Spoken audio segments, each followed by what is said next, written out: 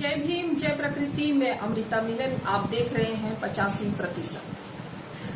लोग जातियों की बहुत दुहाई देते हैं, खास करके मनुस्मृति में ये जो 6743 जातियों में मूल निवासियों को जो बांटा गया है, इसकी बहुत दुहाई देते हैं।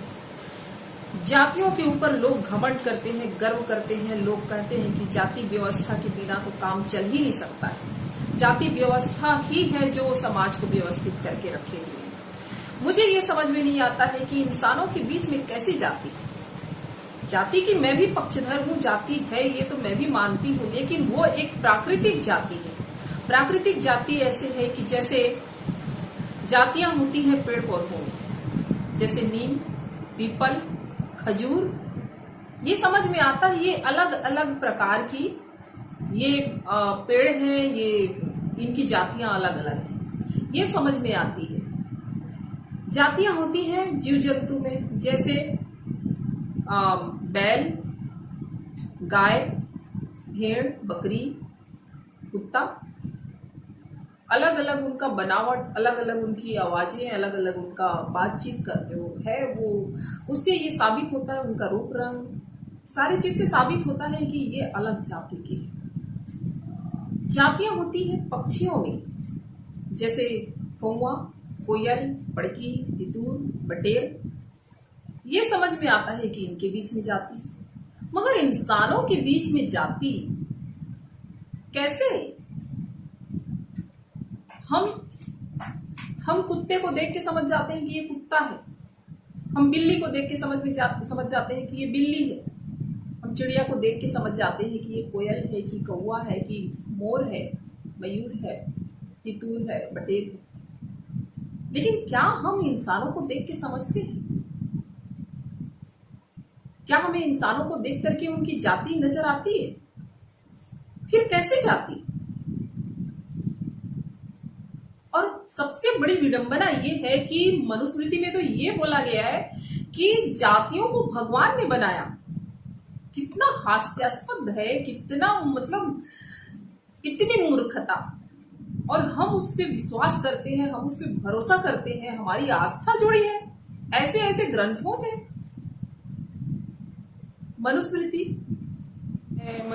में जाति के आधार पर उसके साथ ऊंच नीच भेदभाव तो मनुस्मृति में व्यवस्था की गई है। जैसे कि आप तो अपना नाम भी अच्छे से नहीं रख सकते हो, मतलब ये जो ब्राह्मण बनिया ठाकुर है, ये इनका नाम ही अच्छे से होना चाहिए। बाकी जो जिनके नाम से ही हीन भावना झलकती हो, वो हीन भावना वाली नाम जो है हम रख सकते थे। नाम रखने का भी अधिकार हमको नहीं था। ये तो यही लोग, इन पुरोहितों के पास ही हम जाके हम अपना नाम रखवाते थे। तो ये हाल है। और फिर आपको मैं कुछ उदाहरण दे दूं। तुलसीदास का जो रामायण है, रामचरितमानस का, उसका भी एक दो उदाहरण मैं दे रही हूँ, ताकि आपको लगे कि मैं जो बोल रही हूँ ये अपने मन से नहीं बोल रही हूँ भाई। ये सब जो है ग्रंथों से, इन्हीं ग्रंथों से, इनके जो ग्रंथ हैं, मनुस्मृति है, रामचरितमानस, रामायण है, और जो है आपके बाकी जो वेद ग्रंथ हैं, तो इनसे ही ये बात जो है मैं निकाल के ला रही हूँ आपके बीच में। जैसे कि तुलसीदास की रामायण में आप पृष्ठ, उत्तरकांड में आप पृष्ठ 9/6 का दोहा नंबर 99-3 को आप देखें तो उसमें उन्होंने लिखा है कि जे वर्णाधम तेली कुम्हारा स्वपच किरात कोल कलवारा। मतलब तेली, कुम्हार, जो सफाई कर्मचारी हैं, कोल, कलवार, ये जो है ये वर्ण के लोग जो है अधम है, नीच है, ये तुलसीदास जो है कहते हैं। ठीक है। इसी में आगे वो लिखते हैं कि अभीर यवन किरात खल सुपचादी अति अधिरूप जे। मतलब अभीर मतलब याद, जो अहीर है, जो यवन है, और जो किरात है, ये लोग जो है कितने नीच हैं। आगे ये लिखते हैं कि लोक वेद सभी विधि नीचा जासु छाट हुई ले सींचा। मतलब केवट जो है, केवट इन्होंने लिखा है कि केवट जो है मल्लाह और जो निषाद समाज है, इससे भी नीच जाति के हैं, और इनका अगर छाया भी पड़ जाए तो वो अशुभ हो जाता है, अशुद्ध हो जाता है। ये इनका कहना है, ये मैं नहीं कह रही। और इन्हीं ग्रंथों को हम अपने घर में बड़े प्यार से, बड़े सम्मान के साथ मतलब रखते हैं, इनको अपने घर में इज्जत देते हैं। ये बड़ा मतलब विडंबना है, कितनी मूर्खता है कि जो आज हमको कोई हमारे मुंह पर सामने से कोई गाली दे दे तो हम उसको वहीं पर जवाब दे देते हैं। लेकिन जिन ग्रंथों के माध्यम से हमको गाली दिया जा रहा है, उसी में हम भी शामिल हैं। हम भी रात भर इन्हीं ग्रंथों को पढ़ पढ़ के भजन गा गा करके अपने आप को खुद गाली देने का काम करते हैं। विडम्बना नहीं है, मूर्खता है और कुछ नहीं। किसी को छू कर अशुद्ध हो जाते हैं, किसी को देख कर अशुद्ध हो जाते हैं। ये कैसी मानसिकता, और हम इसको मानते हैं और ऐसे ग्रंथों को हम अपने घर में जगह देते हैं, हम उसका सम्मान करते हैं, उसको अपने घर में हम बड़े सम्मान के साथ लाल कपड़े में लपेट करके एक पवित्र स्थान में, साफ सुथरे स्थान में रखे रहते हैं। विडंबना नहीं तो और क्या है। हम अपने आप को पढ़े लिखे बोलते हैं, हम शिक्षित बोलते हैं। क्या हम सच में शिक्षित हैं?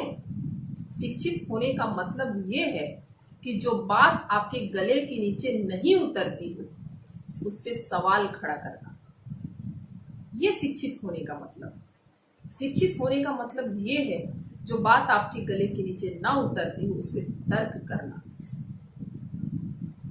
लेकिन हम केवल चूंकि ग्रंथों में लिख दिया गया है, चूंकि पुरोहितों ने हमको पढ़ा दिया है, चूंकि पुरोहितों ने रात दिन भगवत कथा और सारे कथा पुराण सब वाचन कर करके हमारे दिमाग में ठुस ठुस के भर दिया है, तो हमें यही सही लगता है। हम उसको आस्था का सवाल बना लेते हैं, ना उसमें हम प्रश्न करते हैं, ना उसमें कोई सवाल खड़ा करते हैं, और बस पालन किए जा रहे हैं, पालन किए जा रहे हैं। जरा सोचिए और ऐसे ग्रंथों को लात मारिए जिसको बाबा साहब ने 1925 में ही जिसको जला दिया था। ऐसे ग्रंथों को क्या करेंगे रख के? तो ऐसे ग्रंथों को अपने जीवन से हटाइए और भारतीय संविधान को अपने जीवन में जगह दीजिए। भारतीय संविधान जो आपको इंसान बनाता है, जो आपको समानता का अधिकार देता है, आपको स्वतंत्रता का अधिकार देता है, मनुष्य के जैसे रहने की आजादी देता है, जिसमें आपके सारे अधिकार सुरक्षित हैं। ऐसे भारतीय संविधान को अपने घर में रखिए, वो कुछ काम आएगा। जय भीम, जय प्रकृति, सेवा जोहार।